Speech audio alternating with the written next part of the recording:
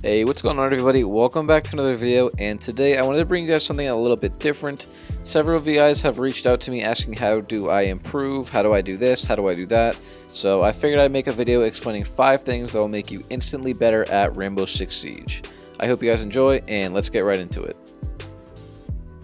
In this video, the following topics will be covered: understanding gunfire, situational awareness, ADSing, knowing your role, and the importance of teamwork.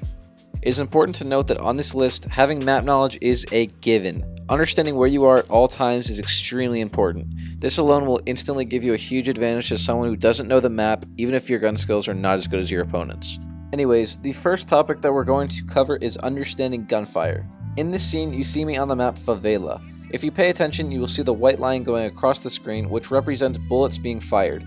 You see my teammates on the right side of me, which means that the opponent is on my left. So I decide to pre-fire and I connect with Blackbeard's shield before he even has a chance to react. If it was any other operator, I would have gotten a headshot kill and put my team up 1 man. Another big thing you need to understand is where you are being shot from. On console, it is much harder to aim, so a player can really use the arrow to their advantage. What I mean by this is if you see the arrow pointing south, which is the down direction, that means the bullets are coming from your 6 or behind you. Something else to take away from this situation is to never stand in the same spot after being droned out. If I had simply moved to the other side of the room, I would have never lost 90 health and I still would have been in a very good situation. This leads us to the second topic, which is situational awareness. At all times, you need to be aware of how many attackers or defenders are remaining. In this case, it was a 2-on-1 and we had a huge advantage because the bomb site was completely clear and the only way for Jaeger to contest it was to come up the stairs. So I figured Ash is going to plant while I watch the door, but instead she drops the hatch again to plant downstairs and gets killed. Instead of it being a 2-on-1 with diffuser planted, it becomes a 1-on-1 where I have no control of diffuser.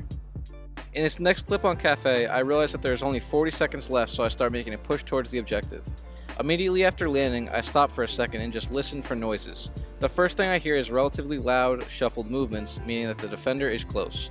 I see Twitch firing her pistol near my direction, so I figured Doc must be right past this wall. Having map knowledge and situational awareness allowed me to get an easy, round-winning kill. ADSing is very important in this game and will give you a crucial advantage against your opponents at higher levels. If you've ever watched a Pro League match, all the players are ADSing while they go around corners, hallways, etc. and the reason for this is because if they see a player, they will already be aiming in that direction and it will be much faster, and in some cases it will be the reason why they live rather than die. Often a defender holds a very tight angle and is watching the doorway or staircase that you're coming down from. So by ADSing, you increase your chances by seeing them and firing before they can get a chance to. Another reason why you may be unsuccessful in this game is because you have not discovered your role. Everybody has a different playstyle, whether it be to roam around the map and flank attackers or to be an anchor and stay in the objective. A good way to distinguish whether you're a roamer or anchor is if you find yourself constantly on the move, fast peeking enemies, and enjoying getting the jump on your opponent, then I would say the roam game is for you. And if you prefer the enemies to come to you and find yourself holding angles, I would say you're more of an anchor. You do not necessarily need to be the one who gets 10 kills every match either. Ranking up is not about kills, it's about wins. How you get those wins come down to a team effort, it's not all about individual performances. If you die, learn to call out exactly where you died from so your team knows and can either pick that opponent off or prevent themselves from dying the same way. If you cannot play with a team or a designated squad, don't be ashamed of solo queuing. I believe that I've taken my game to a whole new level by solo queuing, and I learned to rely more on myself and I can distinguish sounds much better than I used to be able to. Anyways, that's all I really had for this video, but I'm going to play a few clips back and we're going to pause them step by step and we can analyze what I did right or wrong. 15 seconds left. Op 4 has placed a diffuser near a bomb. Destroy it.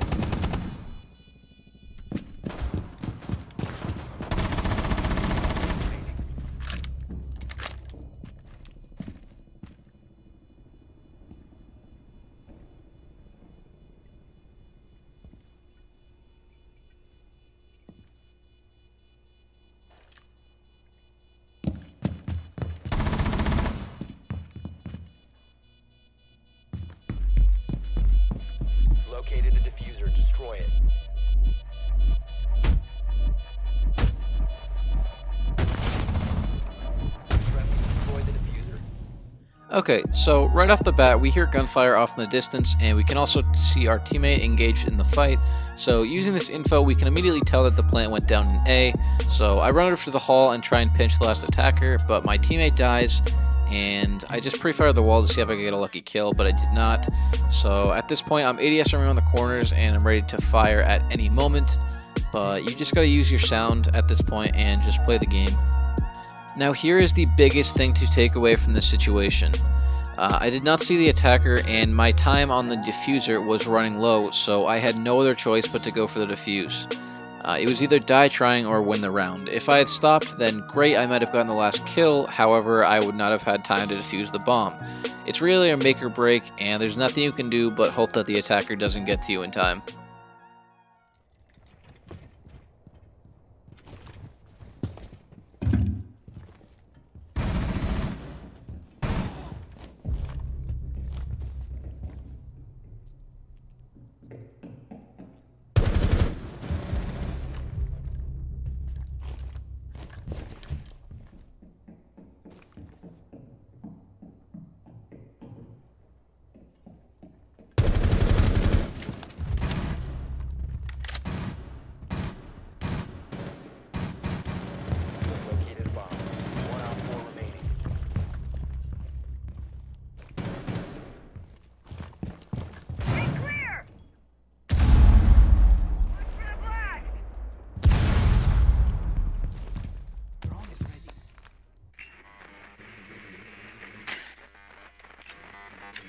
Located a bomb.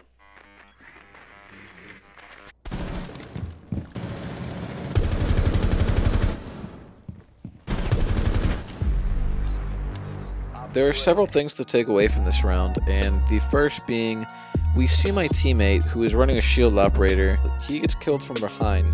Now we know that there's a defender on the stairs, and we can also hear him running closer and closer, which is why I was ready to shoot the instant he appeared on my screen. I didn't move immediately because I heard more footsteps, and as soon as I took out Jaeger, I moved towards the objective. Notice how I ADS and I'm ready to fire at all times. I see Ashes in bomb B, so the last defender must be on site in A. I drone it out to find exactly where he is, and as soon as I spot the Hawk in the corner, I get off my drone and capitalize while he is moving to a new location.